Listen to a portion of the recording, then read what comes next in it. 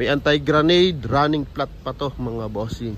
And syempre kapag bulletproof car, kailangan malakas ang makina mga boss.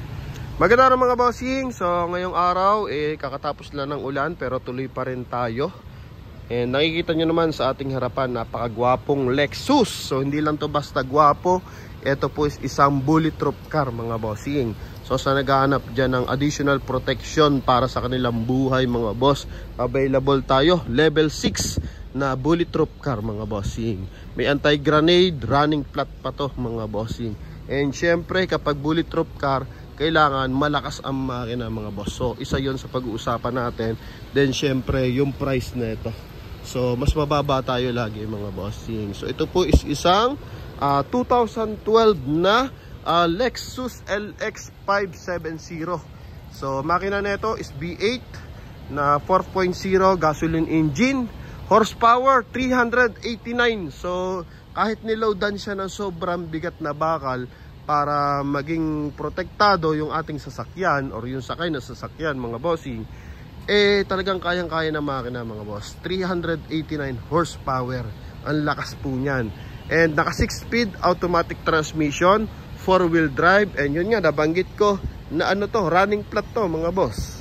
Okay? Running flat po yan. So 2012 model, original mileage is 78,000 km.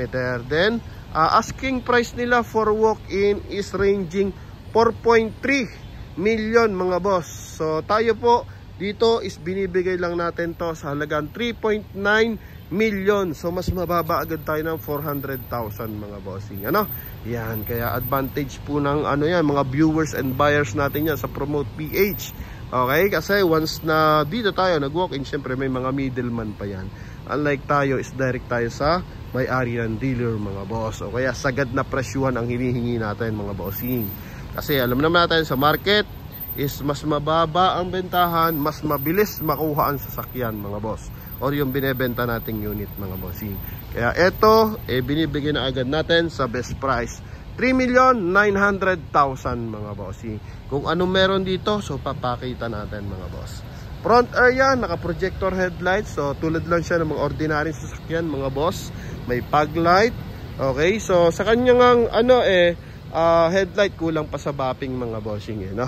Yan, medyo madilaw ng bahagya, pero hindi yan yon mga bossing. Ang hinahanap dito is yung protection ng pasahero nito. So yun nga, ito po is naka mags R20. Orig mags yan, naka all disc brake. Pero ang pinakamaganda dyan, running flat mga boss. Okay, all-terrain mags ang gamit. Yan. And dito nga sa loob mga boss, talakayin na natin. Keyless entry, so normal. Napakabigat, no? Napakabigat na ito. And yung ating bintana, hindi na ito nabababa mga bossing. Okay, then ito ating sunroof mga boss, hindi na rin to. Okay, hindi na rin po yan na gagalaw kasi protektado na yan na napakakapal na bakal. Level 6 yan mga bossing. Buong sidings yan, naka level 6 yan mga boss. Yan. Then pagdating dito sa interior, talagang presentable pa rin. All option. Yan, gumagana pa rin mga bossing. Although ano na to, 2012 model, goods pa rin. Naka 14 airbag. Ito yung kanyang steering wheel. Yan, merong wood accent. And nakikita nyo naman siguro yung moisture ng aircon mga boss. Ayan yung blowing niya, talagang may mga usok-usok pa. Sobrang lamig. And yun nga, running mileage nito, okay, odo is 78,000. Ayusin lang natin. Okay, 78,487 mga boss. Yan. And eto po, mapapansin mo naman is merong GPS mga bossing. Ayan. And yung kabilang side may may wood accent din. And normal naman na sa kanya yung ganito. Nakikita niyo ba yung aircon mga boss? Flowing ng aircon, nakikita natin. Okay, sobrang lamig And kumbaga nagmo-moist yung labas niya dito sa blower, talagang nagmo-moist. Yan. Then dito sa ating mga bossing, 2D audio system. So detected dyan kung nasan location tayo. Yan, may compass.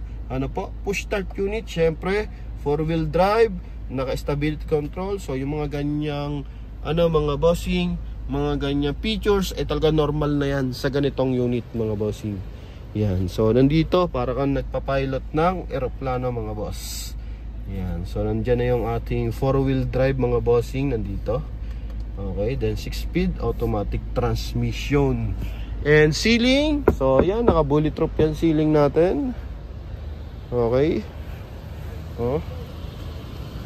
Then second row, ito. Yan sa likuran, hindi na nagana lahat ng window niyan, hindi na papaganahin yan. Papatayin talaga yan. Kahit yung brand new natin na bulletproof car, ganun po ang gagawin dyan mga boss. Para maging safe mga bossing. Yan, i-off na lahat yan mga boss. Then sa bubong, i-off na rin niya yan. Ito, meron siyang automatic aircon ventilation mga bossing. Airflow, yan, dito rin. Para malamig na malamig, maluwag. Okay. Yan. Ito, adjust. Power na rin yung pag-adjust niyan mga boss. Then mapansin mo sa liner niya. Yan bakal yan mga boss. Hoping nakikita natin. So bakal na bakal to. Then sa likuran. Ito mga boss. Main issue lang. Ito lang yung issue niyan mga bossing. Kailangan mo itukod yung pinto ng pagka-bulletproof niya kasi hindi na. Although hindi naman to naka-bulletproof mga bossing. Ito naka-bulletproof. Yan, naka-double yan mga boss. So, ito lang ang sira niyan. So, siguro pwede nang pag-usapan yan kala bossing. Okay, or as is na siguro nila yan. Daan nila sa discount. Then, ito yung pinaka-major nila dyan mga boss. Yan bulletproof car. Okay, so papansin mo, yung liner, ni-leather pa nila. Level 6. Okay. Yan, second hand lang to mga bossing. Ano pa? Second hand car lang to. Nagamit na rin to mga bossing. And nakatapos na ata to ng ilang termino mga boss. And yan mga bossing, kung negosyante ka or politician ka, so pwede mo rin itong makuha mga boss. Okay. Then even engine bay nito mga bossing is meron ding protection, kaya hindi rin basta-basta. All this brake na naka 5 stud. Yan. Yung features is normally na yan mga bossing Okay, nakikita ko dati sa mga expedition, bulok-bulok na yung mga expedition mga bossing. Talagang pag kinatok mo, hindi talaga kakayanin. Then dito, kailangan dito, malakas talaga ang makina pag ganito. Kasi sobrang bigat na ito. Okay, kita nyo nga yung mga armor car na mga bossing diesel, hirap na hirap. So kaya ito, malaki ang makina, 4.0 na V8. Yan. Hindi masyadong pag-uusapan dito yung about sa features. Ang pag-uusapan dito is about sa safety. Yan. Tapos paikot yan. Ito hindi. Pero ito, buo yan mga boss. Hindi tatalban ng bala yan. Gulong, napakakapal pa ng gulong. Coding is Friday. Yan. Then, puntahan natin yung kanyang engine bay. So, yan mga bossing 4.3 to 3.9 million mga boss. Sa mga interesado, ito po. Paunahan lang mga bossing kasi most likely ng ating bulletproof car is ranging ng 5.5 million pataas. Ano po? 5.5 million pataas mga bossing. Kaya ito 3.9, I think napakabilis makukuha nito. Kasi laki to ng Land Cruiser mga boss. Ito namang Lexus, bigay tayo ng idea para sa mga hindi nakakaalam. Syempre, sister company ni Toyota. Ito yung high-end nila mga bossing. Okay, sa kanyang hood. So, ito is ordinary plastic lang. Mga boss, ordinary plastic lang yan. Pero dito mga bossing, yan okay, naka level 6 din yan. Hindi mo basta-basta to mga bossing, madadali.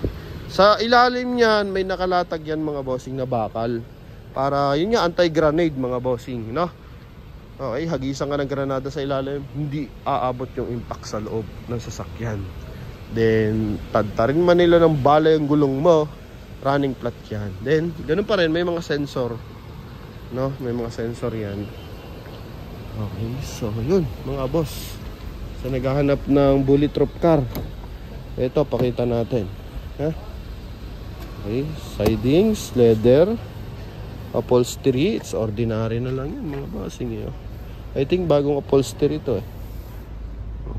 Dashboard, compass, hood, hill hood assist, 4x4, decrescent assist, cruise control, kompleto naman po ito pagdating dyan. Power pole, side mirror, yan. It's ordinary na yan mga bossing, kaya meron din yan. Ha? Yung pag-adjust ng side mirror, so goods din yan. Pang dome light ng kanyang adjust ng ilaw dito sa ating meter cluster, so meron din. It's ordinary mga boss. Ang maganda dito yung kanyang safety pictures mga boss. Aircon, nakikita nyo naman, no? Bahagya lang, hamog. Ganyang kalakas ang aircon mga bossing. Ha? Bukod sa protektado ko na, lamig pa ng aircon. Yan. So, ano ba nakikita natin dito? Additional pa. Ito, mabuksan. Ilaw lang eh. So, dito, hindi naman napipindot. Yan. So, siguro inot na lang nila. Yan. Ito, bubungan, no? Tigas. Ha? Yan. Pinsara natin ito. Ya, pasara ka kuya. Tawag lang tayo ng tulong kay idol. Angat kong konti. Yan, yan yung forma niya mga bossing, no? Siguro pwede may concern na kay boss yan eh, no? Pwede yan. Yan yung no? Stopper, no? Yan, hydraulic stopper lang naman yan. Okay, LX 570 makina 5 V8 mga bossing na 4.0 mga boss. Yan. Okay. Hindi natin nasara. Yan lang. Yan mga boss. Huling pasulyap dito. Mga documents nandyan. Kompleto to sa papel mga boss, ha?